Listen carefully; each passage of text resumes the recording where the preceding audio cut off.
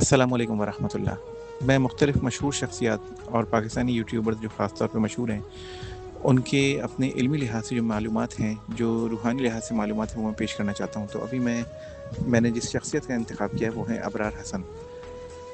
Wild lens کے نام سے ان کا یوٹیوب چینل ہے اور یہ بائک پہ ٹریول کرتے ہیں۔ تو میں ان کے بارے میں کچھ بیان کرنا چاہتا ہوں۔ تو میری جو علمی لحاظ سے ہے وہ یہ ہے کہ ان کے لیے 1999 ایک اہم وقت تھا۔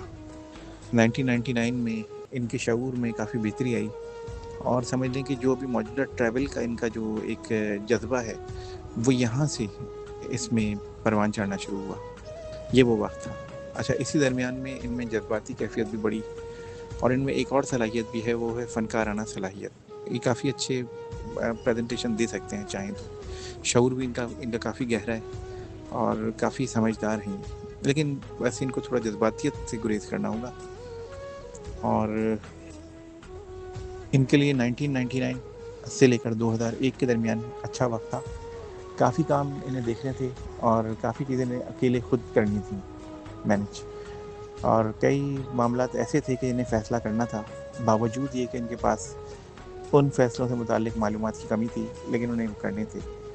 پھر اس کے بعد تقریباً 2003 میں ان پہ دباؤ کی کیفیت تھی موجود، اور ان کے اوپر دباؤ تھا، محنت کا کافی دباؤ تھا، اور انہیں کافی اسٹرگل کرنی پڑ رہی تھی کئی جگہوں پہ۔ کچھ ایسی جگہیں جہاں پر ان کا خیال تھا کہ اشخاص کے بارے میں، جگہوں کے بارے میں کہ جو ان کے لیے موافق ہیں یا جو ان کو کسی بھی صورتحال میں سپورٹ کریں گے، تو وہ ان کے لیے ذرا ویسا ثابت نہیں ہوا جیسے وہ چاہ رہے تھے۔ پھر تقریباً 2008 اور 2009 میں ان کی زندگی میں کچھ اور مزید تبدیلیاں آئیں۔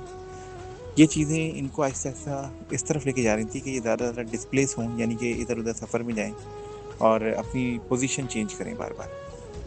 اس میں ان کی طبیعت میں وہی جذباتیت کے ساتھ ساتھ متحرک پن بھی آ رہا تھا۔ ایک مسئلہ ان کے ساتھ ہے جو شاید نہیں پتہ ہوگا، وہ یہ ہے کہ ان پہ نظر کا اثر بہت جلدی ہوتا ہے اور یہ حسد اور نظر کا بہت جلدی شکار ہوتے ہیں۔ اکثر لوگ شکار ہو جاتے ہیں حسد کا، لیکن یہ ذرا زیادہ دباؤ میں آ جاتے ہیں کئی جگہوں پہ۔ اچھا، کئی جگہوں پہ ایسا ہوتا ہے کہ یہ بہت زیادہ جذباتی کا شکار ہوتے ہیں، اور دوسرا اوور سینسٹیو ہو جاتے ہیں کئی معاملات کے بارے میں۔ اچھا، 2016 بھی ان کے لیے بہتر تھا، 2018 بہت اچھا تھا، بہتر تھا ان کے لیے 17-18 دونوں۔ 2019-20 میں کچھ معاملات ایسے تھے کہ جس میں ان کو کچھ مخالفین کا بھی سامنا کرنا پڑا، لیکن وہ کچھ ان کے اپنے ارد گرد کے معاملات تھے، تو اس میں انہیں کچھ لوگوں کو ٹیکل بھی کرنا تھا، جو کہ ضروری بھی تھا ان کے لیے۔ حالانکہ یہ خود اپنے لحاظ سے کافی پیورٹی کا مظاہرہ کرتے ہیں، اخلاص کا مظاہرہ کرتے ہیں۔ اچھا، 2022 ان کے لیے دباؤ کا وقت تھا۔ انہیں کئی جگہوں پہ مطلب ضرورت سے زیادہ محنت کرنی پڑ رہی تھی۔ کئی جگہوں پر ان کو دباؤ کا سامنا بھی کرنا پڑا، اور معاملات اور معمولات ان کی توقع سے ہٹ کر تھی۔ کئی ایسی چیزیں ہو رہی تھیں کہ جو انہوں نے گمان نہیں کی تھی، اور وہ چیزیں ہو رہی تھیں، اور کچھ ایسے معاملات تھے کہ جن پر ان کا انحصار تھا جو کہ نہیں ہونا چاہیے تھا۔ آگے آنے والا 2028 ان کے لیے بہت اچھا ہے، اور 2029 بھی ان کے لیے بہتر ہے۔ انہیں اب اپنی صحت کی طرف بھی خاص توجہ دینی پڑے گی، خصوصاً 2026 کے بعد سے زیادہ۔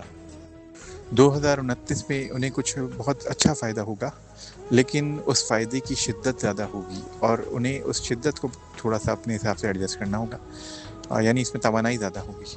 تو اس میں ان کے کامیابی اور آگے بڑھنے کے ساتھ ساتھ جو ان کی کوشش ہوگی وہ برابر بھی ہوگی، اس میں انہیں کامیابی بھی ہوگی۔